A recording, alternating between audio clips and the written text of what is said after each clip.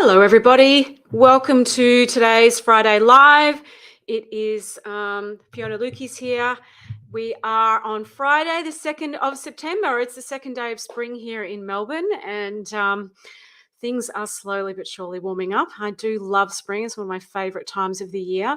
And I know if you're on the other side of the world, I was just speaking to someone in Minnesota. I know that, things are slowly changing on the other end. I love that. I love how opposite we are here in Australia and how different things are on the other side of the world. I find that endlessly fascinating. Okay, so here we are for our Friday Live. This is where I go live on every Friday at approximately this time to answer any questions that you might have. Hi, Carly. Hello, darling. You're saying, I know you don't want summer to end. I know. I feel that. I feel the same way every time we come to the end of summer. I feel exactly the same way. I love summer.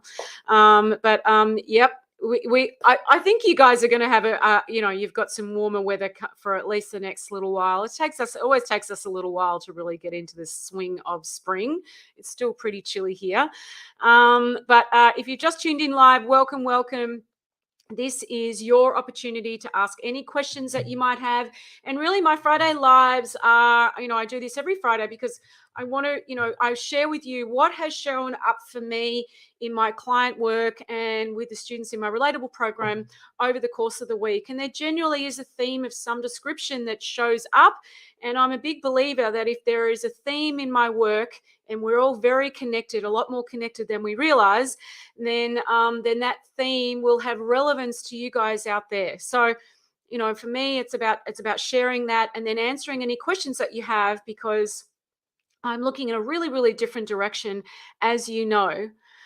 Especially if you've been following me for a little while, I'm looking in a really, really different direction when it comes to relationships and how we are in relationship and, how we create change in our relationships. The whole narrative out there that relationships are complicated and hard and require a lot of hard work is not a narrative that I subscribe to.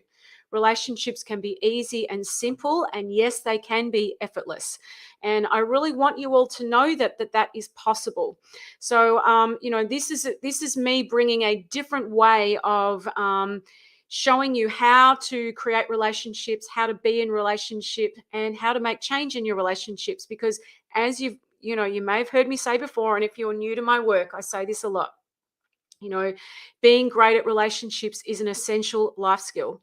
It's something we all need to be great at, because the relationships are at the heart and soul of everything in our lives. Everything. We are all in relationship with something, whether it be with ourselves, whether it be with the person we get our coffee from, whether it be our children, whether it be, I could go on and on. Every time we are in front of someone, we are interacting and in relationship with that person in that moment. And when we are someone who's grounded and has a strong sense of self, and we're present, and our minds, we're not overthinking everything, the difference in the quality of our relationships is night and day. Now, when you feel comfortable and confident and you've got a lot of goodwill in your relationships, your whole life is easier. Your entire life is easier, from the way you make decisions and problem solve, to how productive you are, to the decisions you make about yourself and your own health. It just goes on and on and on. It ripples out everywhere. Okay, so this is, to me, being great at this stuff goes everywhere you can imagine. All right, it has ripple effects that just extend out into places people cannot even begin to imagine. I was just speaking to a client earlier this week who said, Fiona, from having this understanding in my life, I've lost 5 kilos. I've given up sugar. I'm now shopping in a different part of the supermarket. I'm making better choices for myself. And I haven't even discussed what he eats or his diet with him at all. This just hasn't even come up in conversation, right? But, he's just got better thinking. He's in a better feeling. And so, when we are in a better feeling, we're not as tempted by some of those things. Okay, so we make better choices holistically for ourselves. So, this is very important because it stretches out everywhere in our lives. Anyway, If you have just tuned in, please feel free to say hi. I do love to know where you are in the world and for people to say hi to me. I just want to, for those of you who have joined and are saying hi to me, thank you so much. It's always lovely to see you on a call, Carly. Always lovely. Hello, Diane. Thank you for saying hi. Good morning to you. Hello, Hado. How are you, darling? I'm lovely to have you on the call. How to reconnect with my emotionally unavailable husband again. Well, I think you've got to stop seeing him as emotionally unavailable first. That would go a long way to being able to reconnect, definitely. You've got to be able to come from a place of understanding. And when we see someone as emotionally unavailable, it puts a real block on our ability to be understanding and hold space and bring something else to the table. Because if someone is emotionally unavailable, then we've got to get curious about that, right? We've got to get really, really curious about it. So you reconnect through curiosity, through obviously understanding how we work, and by being able to bring a different energy to something. That's how you reconnect. And it is possible to do it, and it's much easier than people understand, but it's very, very, very important that you're able to see how you're showing up and to change the way that you show up first, because we have a lot more influence over others than anyone ever truly understands. Nobody understands how much more opportunity there is for us to create something different, for us to show up differently. We really don't understand this enough at all. And it's very, very important that you have a sense of that. Okay. Hi, Roz. Thanks for saying hi, darling. Nice to see you. Hi, Clive. You're in Western Australia. Okay. Hi to you, Clive, in Western Australia. And if there's anybody else out there who's listening and wants to say hi, feel free to jump in and do that. I love to know where people are from, and I do appreciate people saying hi and letting me know that you're out there in Facebook land. Carly, what if you hold the space and have been curious, but there's just a complete void? Hi, Andrew. Thanks for saying hi. I don't know what you mean by a complete void, Carly. So you probably need to give me a sense of that. I'm not sure what that means. Okay, so I've got a. Hi, Nick. Hi, Fiona. On a road trip for a boys' weekend. We'll miss my beautiful Vicky for a couple of days. But hey, the beers won't drink themselves. Nice, Nick. Really nice. You enjoy that boys' weekend away. I think that's wonderful that you're going on a boys' weekend, Nick. I truly do. Good for you. That is fantastic. Good job. You're on a road trip. Beautiful. For a couple of days. I love it. I love it. It's important that we all take time away, right? We do the things that feed our soul. This is a really important thing as well. So many of us don't do that. We don't stand in the power of that either. You've got to feed your soul. You know, people who come from a place where they feed their soul, where they have a sense of fulfillment, when they're grounded and a sense of self and they're comfortable in their own skin, wow, the quality of their relationships are completely different. Okay? Completely different. And I think that is super, super, super, super, super important. Now, hang on a minute. I'm just going to.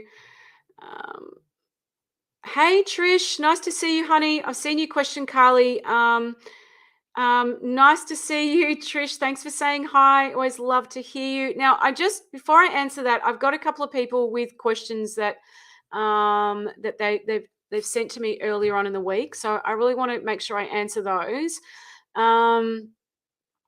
So let me just answer a couple of these and I'll come back to you, Carly. My boyfriend, so the first question I've got here is, my boyfriend is self-employed and loves to work. He's super committed and driven, and I'm really proud of what he's achieved and continues to achieve. We don't live together and we each have a son from our previous marriages, so our time together is quite limited. I'm supportive of him and his work ethic, but I regularly feel that I come bottom of the pile and he has no time or energy left for me. And I'm becoming jealous and resentful. I think these feelings have been magnified because I'm still recovering from finding out 1.5 years ago that for the first year of our relationship, he cheated on with me with many women. and he's infected me with an STI. We've been together for 2.5 years. For context, I'm 48 and he's 39. I'd appreciate some advice on how to navigate this without seeming needy or unsupportive or selfish and nagging. Okay, cool. Look, really, really, really great question. I guess the first thing you want to be really clear about here, right? It's easy to get caught up in the problem, and I'm not trying to diminish what has just occurred here at all. But it's really, really easy to get caught up in all the problems. And what you really want to be thinking about is, what is it you want to create in this relationship? What do you want in this relationship? What do you want to create with this person? Like, if you know that you want to be here, if you know that you want to be in the relationship, and I think sometimes people ask these questions without knowing that. So I'm going to presume that you do, right? If you want to be in that relationship, what you have to ask yourself is, what is it that you want to create? Because when you look at all the things that have happened in the past, because I'm going to say to you, honey, if you're still there, right? If you're still there after knowing 1.5 years ago, which is fine. Like, when I say still there, I don't mean that you should or shouldn't be. But if 1.5 years ago you found out that he'd been cheating on you, and you then have obviously made the decision, I want to be here. I want this to work. I'm willing to put that behind me, which means I'm okay with the STI, with all of it, right? I'm okay with it. I'm going to put that down. Because if you're going to decide to be with someone, it's on you. And this is true for everybody, right? This is actually really important. If something has happened in your relationship where someone's had an affair, or you feel betrayed in some way, and you decide you want to stay, okay, this is very important. The onus is on you to put that down, right? The onus is on you to put that down. You can't decide that you're going to stay and drag that around with you, right? Because that's not fair. If you're going to stay, then you've got to make peace with that for yourself. And if you can't make peace with it, then go get some help. Do whatever you need to do to make peace with that, because the onus of making peace with that is on you, because you're like, I've decided I want to stay. All right, I'm going to be here. And so you've got to be able to put stuff down. Otherwise, that's just going to flavor and infect the relationship. Okay. So I'm going to come back to the point that this person has made here. I think these feelings are magnified because I'm still recovering from. And so what I'd be saying to you, honey, is that tells me you're still dragging that around, which is fine. Like, I'm not saying I don't understand. I don't, and I don't empathize. I do. But just understand, you want to sort that out first, because if you're trying to work out how to navigate anything else and you're still dragging that around, that will flavor everything. Come to peace with that first. All right. Really let that go. Do what you need to do to let it go. If you're not sure how to do that, I teach all of that in my online program, Relatable. I promise you'll find all the answers on how to do that there. But you want to be able to let that go first. So it's really super clean. It's not something you're dragging around like a big ball of residue. Because if you're trying to feel better about how much time you spend together and being supportive of him, and not nag there, as I'm using your words, and you're still dragging that residue around, then there is no way that you're going to be able to do that. The residue you've got to be able to put down. You've got to be able to make peace with it. And you can. Like, you absolutely can. All right. I really want you to know that is absolutely possible, and you can. But you have to be able to make peace with something in order to move forward with a clean slate. A lot of people think that that's not possible because the past flavors the now or the future. That is a complete and utter illusion, and I think something that really holds people back. Now, the past can influence the future, but it doesn't have to. I really want you to do that. It is not A equals B. You can, when you understand how we work as human beings, and you understand what actually goes on, your past can be fresh, clean. Yeah, sorry. Your now can be fresh and clean, unencumbered by the past. That is absolutely possible for anyone and everyone. Okay? I really want you to know that. 100%, no matter what's happened, that is possible for you.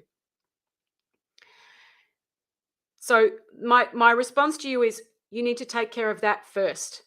so that you are in the now, fresh, without a big ball of residue that's flavoring everything and that's going to get in the way. All right. And like I said, if you're not sure how to do that, I teach all of that in my online program, Relatable. All of it. All the answers are there if that's what you're looking for. So that would be my strongest advice to you, to the person who sent that question in. All right. So next question. So this question is, okay, this question is very similar. My question is about affairs in the aftermath. My husband had an emotional affair a few years ago. I found out and was so devastated. My life literally turned upside down, and it's taken me a long while to get over it. It was a wake-up call for us both, and we decided we loved each other so much we worked together to stay together, so that's all good. The only thing that still occasionally bothers me is that although I forgave my husband ages ago, I still haven't forgiven her. Okay. It still angers me that she got involved with a married man. I guess on the one hand, I do understand how easily these things can happen, but when I'm in that mode of thinking, I suppose I feel justified in my hurt and judgment and would like to think I'd never get involved like that. I know forgiveness doesn't mean condoning what happened, and it's helpful to me because it will give me peace, but I just can't do it. I suppose I still see her as a threat or something that was the cause of deep hurt to me. I sometimes think I'm thankful it happened because after a lot of listening to our hearts, my husband and I are so much closer and more happy now. Some days I'm nearly there and try and put myself in her shoes, and I do understand it from her side, but it always goes back to anger at her, which means I've lumped all the blame on her in a way. It doesn't bother me all the time. In fact, I really think about it, but it's still there. What are your suggestions with this? I understand all you say in your Friday lives. I particularly like the recent one on being judgmental, and it makes perfect sense. And I know it's the way out with this situation. I'm just stuck there. I can't seem to move past it. Okay. So this is a really great question, and I guess what I want to say is, and I think you've answered it for yourself, honey. You know, you've said this. This is what I find really interesting. All right. Sometimes it really bothers me, and sometimes it doesn't. There are days where it doesn't bother me at all. There are days where, and you'll see it, where my thinking is more expansive and I can see things from her point of view and I understand. See how I say that understanding is the leverage point of change? Okay, can you hear that? I say this all the time. Understanding is the leverage point of change. When you understand how we work, when you understand the way thought works, when you understand the nature of human beings, when you understand things, all of a sudden you bring that understanding into really tricky situations and you get an incredible amount of peace from it. Okay, you get an incredible amount of peace from it. And you know, we are all looking for a sense of calm and peace and presence. We truly are. Everybody is. It's one of those things that is true for all human beings. We're all looking for a sense of calm and peace. And, you know, when you have that sense of peace within yourself, it's amazing what you're able to really, truly put down and let go of. And I mean, really let go of it. So you're not dragging it around like these big, heavy lumps of wood, right? You're literally able to put something down so that in this moment is clean and fresh. Now, I really want you to know this is possible for anyone about anything. It truly is. But what you need is an understanding of how thought works or the way we work. When you have that, it's like, oh, I know what's going on with me. And all of a sudden, it's not about the experience you're having, it's about how you meet it. Okay. Now, this is very important for all of you to understand. Okay.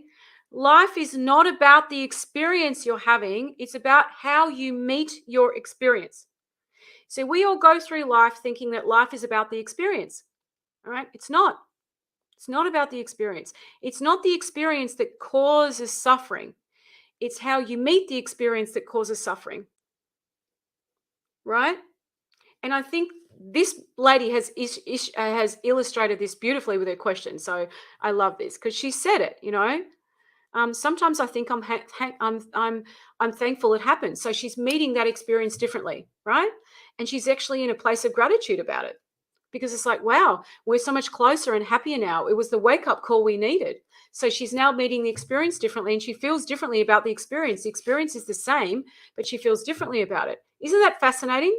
And this is something that people don't understand enough. There are ways in which you can meet an experience completely differently to any way you've ever done it before. And so this isn't about, and this is the thing that I'd be saying to this lady, and for any of you that find yourself on replay in your head about something. All right, it's not the something; it's how you're meeting it. And you'll find that there are different ways with which you naturally meet it. So this lady has actually said this here, right? You can see this. There are days where she gets really angry with this person and blames her and has that thinking of, I would never do this. How could somebody do that? Etc. etc. So they're in that judgmental ego mind. And again, I don't say this as if that's wrong or bad. It's just I'm just stating what is, okay? So don't hear this that I'm judging that at all. We all go into our ego mind and judge stuff. It's very normal. Everybody does it, myself included. And so, and she's saying, in that mode of thinking, I feel justified in my hurt and my anger, and here I go. And then there are times where I meet the experience where I'm thankful because, it means my husband and I are much closer, and there's a richness and depth in our relationship now, is what she's saying. And then there are days where she says, I'm able to put myself in her shoes and I understand it. So isn't it interesting? All right. There is 3 different ways in which this lady is meeting that experience. 3 different ways, okay, in which she's meeting the same experience. Now, as she meets the experience differently, the experience itself changes, doesn't it? It's not the same experience. Don't you find that fascinating? These are the things that people don't understand that we have capacity for. This is what we are capable of, all right? This is what we always live in the potential of. It's just people don't know it. Now, this is what starts to show up in your life when you have the understanding that I teach. All of a sudden, you have choice over how you meet your experience, choice that you literally did not have before. Okay?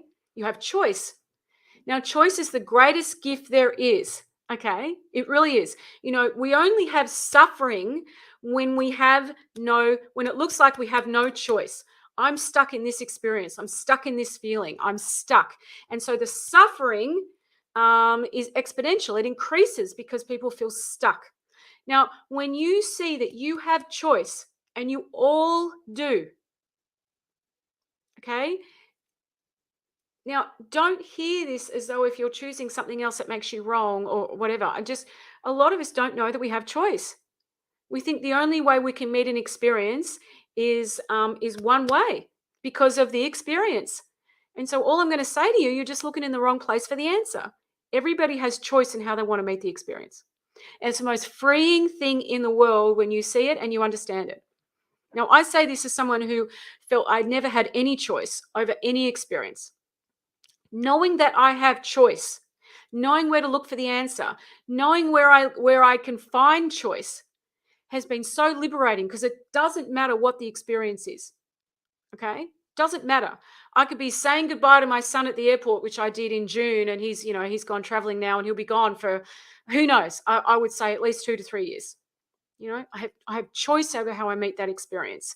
If my 14-year-old daughter who does something that I've told her she can't do, which is happening quite regularly, I have choice however I meet that experience. If something doesn't work out in my business that I thought was going on, I have choice over how I meet that experience. If my husband and I are arguing, I have choice. See, it's not the experience. It's knowing that you have choice in how you meet it.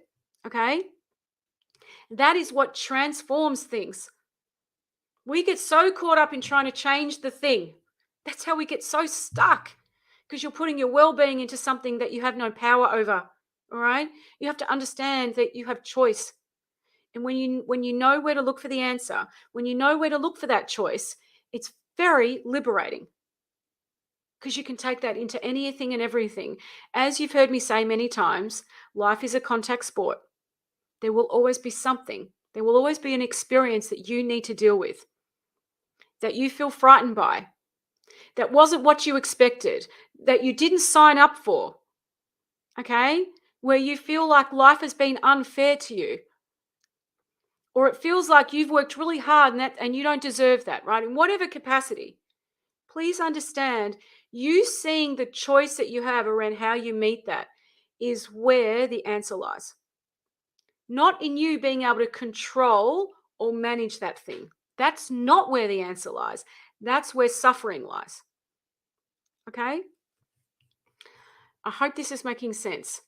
Hey, Andrew, the little bit I've been taking on is starting to work, starting to feel better already. Awesome. That's so great to hear. I love that. Well done. Now, I'm not sure why you've got a sad face there, Trish. I hope everything's okay. Um, Twink Vernet. What a great name. I love that. I hope I said that. I hope I did your amazing name justice. Us Australians don't tend to do these things justice. We tend to have a terrible way in which we in which we pronounce things. So I do apologise.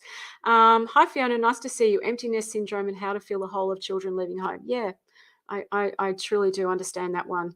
And it's filling that hole is all about how fulfilled you are, right? It's a fulfillment thing that comes from you. Okay.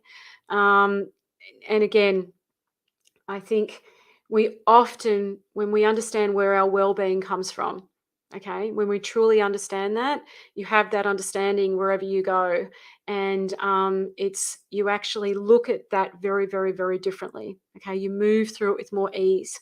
But absolutely, I understand, Twink. There is a grieving process that comes with that, for sure, for sure. Susan, hi, Susan. Greetings from sunny Florida. It's always sunny in Florida, isn't it, Susan? Let's face it, it's always sunny in Florida. Lucky you. Love that. How you meet the experience. Yep, awesome, Hado. Great. I'm glad that was helpful to you. Roz, thanks. I needed to hear that right now. Awesome. Kirsten, hi Fiona, thanks, needed a reminder of that. Okay, beautiful. And I hope that what I've just said actually would be helpful to you too, Carly, because it's all kind of pointing in the same direction, right? Okay. Now I've got another question here that I'm going to answer. If anybody else has a question, pop it in the comments section below and I will do my absolute best to answer that for you. But I'm going to answer another question that's come through. Hiya, I've just listened to your live from the 18th of February 2022. Okay.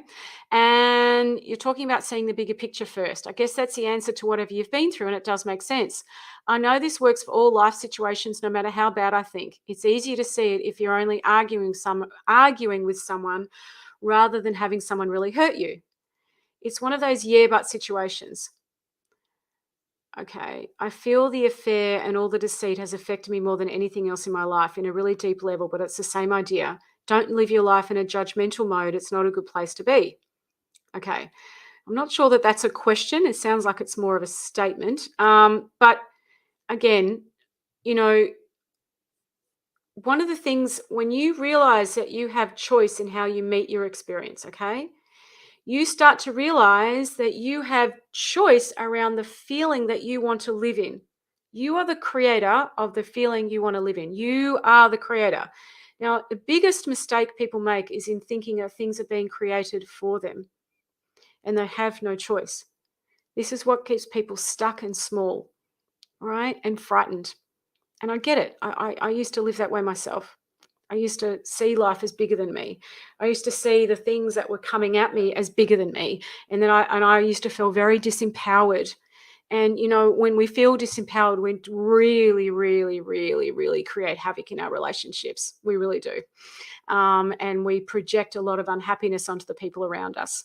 Okay. So, there's something very, very important about feeling empowered in your life and knowing that you can feel empowered even when life is not turning out the way you thought it would, even if you've been blindsided by something, as a lot of people feel in life in many ways at the moment. Okay. And so, we feel very disempowered, but just understand a disempowered person is a bit like a wounded animal. All right. Someone could come along to hurt you, but you're going to bite them because you don't trust anyone or anything. That's where a disempowered person goes. All right. They start lashing out at everything and everyone, people, life. They see the negative in everything. They are in a perpetual state of overthinking and fear, and they get more and more and more stuck. You cannot create change from there. And if you are in that situation and you think that someone else needs to change first, I'm just going to gently and lovingly tell you that is not how it works. It's got to come from you. All right. Has to start with you. Everything starts with you. You are the creator. All right. And you have more power than you think and a lot more choice than you realize. Okay. When people see the choice that's available to them, they feel way, way more empowered. And it's the most amazing feeling. And so you want to know how to navigate that regardless of what's happening in your life. So many people join my program Relatable, and they say this to me all the time. Fiona, I joined Relatable because I wanted to fix a relationship or fix myself. And I'm realizing that this journey that I'm on is giving me so much more than that. And I'm going to be able to relate to and look through this lens in a completely different way now. And, with a lot more choice than I ever understood that I had. And of course, once you have that choice, once you see that choice, your sense of empowerment is massive. Okay? Massive. So I've put the link to Relatable there. If you're feeling stuck, I promise you all the answers are in that. They are. They really are. It's the most profound, beautiful understanding to have in your life. And you can take it anywhere and everywhere you go, regardless of what you are dealing with. Truly. Greatest thing that's ever happened to me. And I want everyone to know about it. Okay. Hi, Leanne. Thanks for saying hi. Nice to see you here, honey. Hello, hello, hello. Carol. Hi, Carol. Hi, Fiona. Brilliant. I think sometimes we just need to be gentle with ourselves and remember these things. Yes, absolutely, honey. We do. Lead with compassion. All right. Life is much easier that way. People make mistakes. People get caught up and do and say things they don't mean. Human beings are very fallible. We all are. We all screw up. We all, get it wrong at times. Not that I like to think of life in terms of right and wrong, okay? But you can't meet a wrong with judgment. You have to be able to meet it with compassion. And, the great thing about our relationships, which I think is super, super important, is there is nothing in your life like the relationships where you have a lot of skin in the game, okay? Like your intimate relationships or with family or children, etc., that give you the opportunity to get over yourself, expand, and transcend judgment. Nothing else in your life gives you that opportunity. And let me tell you, and I know this to be 100% true because I see this literally every day with my clients. I watch the look of where they actually realize, they have this realization that they can do it. They can transcend something. They don't have to meet something with insecurity and judgment, that they're able to bring compassion and love to something that they never thought they could before. The look of amazement and the feeling of pride they have in themselves is priceless. It's to me, it's the most incredible feeling to be a part of that. I look at someone say to me, Fiona, I never knew that I was capable of this. I never knew I could show up this way. I always taken everything so personally, and I've always felt so insecure about things, and I never thought I could do it. And I'm doing it. Truly the most incredible thing. I want more people waking up to the truth of that. I want more people knowing that that's true for them, because I'm telling you, it ripples out everywhere. It ripples out to work. It ripples out to your children. It ripples out to extended family. It ripples out, obviously, to the people that you care about, right? And then that ripples out to more and more and more people. This is how you affect generational change, right? Generational change. It all starts with one person waking up, seeing this, and then the ripple effects of that going out everywhere, okay? Hi, John on YouTube. Hi, it's my wife's birthday on Monday and I don't know what present to give. Do you have any ideas? John, without knowing anything about your wife, I would have no idea. I doubt that you're going to die thinking about it. I will challenge, I will say that. I don't think you're going to die thinking about it, but you need to get really quiet and say, what is it that your wife loves? What does she love? Does she want to have a beautiful experience somewhere, right? One thing I do know is do not buy your wife's vacuum cleaners, blenders, kitchen appliances, anything to clean or cook with. Please don't do that. Okay. That is not a gift. All right. That is, unless she has specifically said to you, I want a Thermomix or something, which cuts down cooking time, and a lot of women are into those. Don't give someone a cooking or cleaning appliance. That's a very impersonal thing. Do something personal for her. Give her a beautiful experience. Take her somewhere she's never been before. But think of that. Get really quiet and go, what would light my wife up? What would really have meaning? And come from that place. Nick, absolutely. Yes, absolutely, Nick. That's exactly right.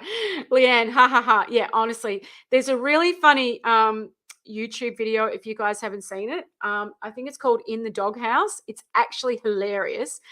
So if you haven't seen it, I highly recommend you look that one up. I'm pretty sure it's called In the Doghouse.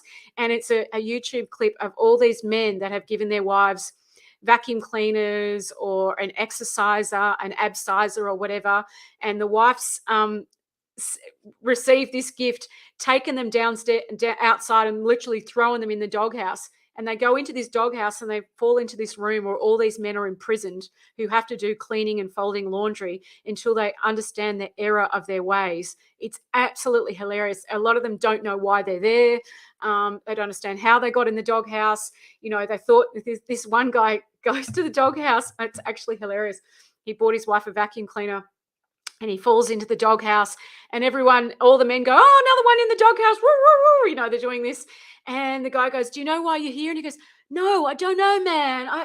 All I know is I gave my wife a vacuum cleaner for a birthday, and I ended up in here. And they're all laughing, going, he gave his wife a vacuum cleaner. He goes, it was a dual bag, man, dual bag vacuum cleaner. Anyway, it's hilarious. You got to, honestly, it's very, very funny. So I highly recommend watching that if you want to give yourself a bit of a laugh. But anyway, coming back to where I've been, and I'm just going to do a quick recap for those of you who have just joined us. This conversation has been about the way you meet your experience, and what that means for the quality of our relationships in our lives, and you knowing that you have more choice over the way you meet your experience than you have ever truly seen. Okay. And so when we have choice, we feel a lot more empowered. When we are more empowered, we feel more grounded in ourselves. We take things less seriously. We stop overthinking. We feel calmer, more peaceful. We get better at listening, better at creating goodwill. We're more playful and lighthearted. I mean, it just flows out in so many ways in your life. Okay. So I hope that is helpful to you guys. And we're coming towards the end of the live. So I just want to say, if you want to know more about what I'm talking about, the link to my 8-week online program, Relatable, is there on the screen. Relatable really does teach you all of this and give you an incredible amount of choice over the way you show up to things. And, like I said, having this understanding in my life has been the greatest thing that's ever happened to me.